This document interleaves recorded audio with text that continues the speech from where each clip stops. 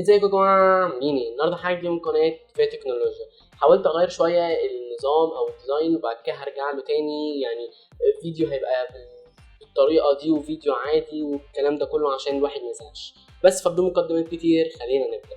النهارده هنتكلم عن الهونر 50 والهونر 50 اس اي والهونر 50 برو. وقبل ما ابتدي لازم تفهموا ان الثلاث تليفونات دول هيجوا بخدمات جوجل عادي في العلبه، يعني مش هيبقى معاك اي مشكله في جوجل او في خدمات جوجل. اول حاجه هتلفت نظرك هنا وهي التصميم هنا شكله حلو جدا، وبيجي بشكل التصميم اللي في الظهر كاميرات حلوه وشكلها شيك جدا، والحقيقه التصميم هنا مبهر جدا في الثلاث فئات. اول حاجه وهنا وهو الهونر اس اي. الهونر 50 اس اي هنا بيجي بالشاشه للاسف اي بي اس ال سي دي، بس بيجي ب 120 هرتز، وبيجي بشاشه 6.78 انش، وبيجي طبعا باندرويد 11، وبيجي كمان بالماجيك يو اي ال 4.2 بتاعت هونر، وبيجي كمان بالميديا تك 6877 ال 5 جي اللي هو 6 نانومتر، وده طبعا حلو جدا. والمعالج ده يقارن شويه بالسناب دراجون 710 جي، وبيجي ب 8 رام ومساحه داخليه من 128 ل 256 جيجا. والكاميرات هنا بيجي بكاميرا اساسيه 108 ميجا بكسل فتحه 1.9 وايد،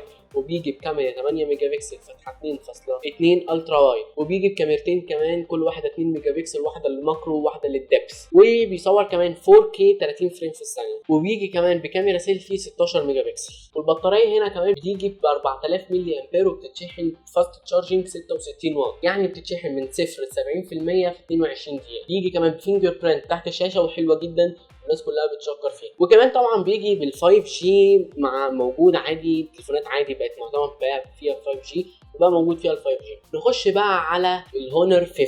الهونر 50 بيجي بالظبط بنفس التصميم اللي موجود في الهونر 50 اس اي ونفس التصميم الموجود في الهونر 50 برو، وبيجي برضو بنفس الكاميرات اللي موجوده في الهونر 50 اس اي، ما عندها كاميرا السيلفي بتيجي 32 ميجا بكسل، ولكن الشاشه هنا في الهونر 50 بتيجي باوليد 120 هرتز وتدعم لغايه مليار لون. وكمان الشاشه هنا شكلها حلو جدا، بتيجي بخرم صغير جدا بحيث ان هو ما ياثرش معاك في المشاهده. وكمان الحواف بتاعت التليفون ده صغيره جدا، وبيجي بالسناب دراجون 778 جي ال 5 جي، واللي هو برضو بيجي ب 6 نانومتر، وبيجي ب 8 رام ومساحه داخليه برضو 128 و256، وبيجي طبعا باندرويد 11، وبيجي كمان بالماجيك يو اي ال 4.2 بتاعت هونر، وطبعا برضو بيجي بال 5 جي. وبالمناسبه انا هعمل فيديو عن ال 5 جي هيكون نزل يا قبل الفيديو ده يا بعد الفيديو ده، بس في تلك الحالتين هو نزل، ولو نزل هتشوفوه في الايفون. وبيجي ببطاريه 4300 ملي امبير، وبتتشحن فاست تشارجنج 66 واط 70%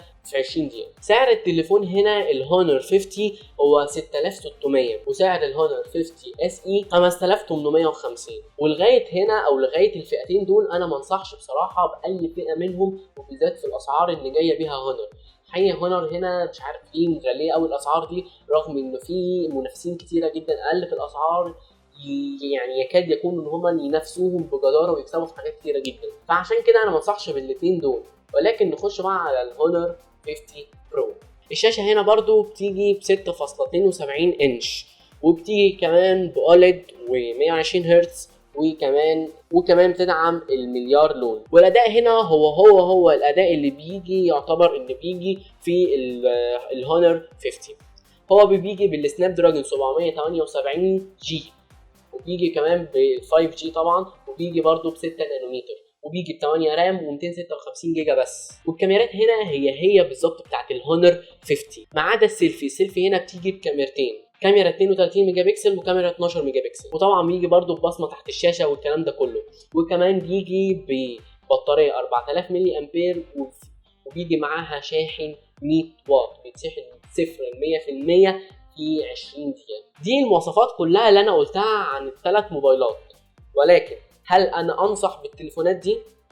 وللاسف لا، لانه حتى الهونر 50 برو بيجي بسعر 9000 جنيه او 9000 وشويه كمان، وانا الحقيقه ما انصحش ابدا سعر التليفون بالمواصفات دي. هو طبعا ما حدش فهمني غلط، هو المواصفات مش وحشه، ولكن في منافسين اكتر بكتير ينافسوا التليفون ده. والمنافسين هنا هم منافسين كتير، عندك الرينو 5 والرينو 5 برو، عندك الريلمي 7 والريلمي 7 برو، دول مش هينافسوهم، ولكن هو انت عندك حاجات باقل بكتير وبنفس يعني تكنيكلي نفس المواصفات.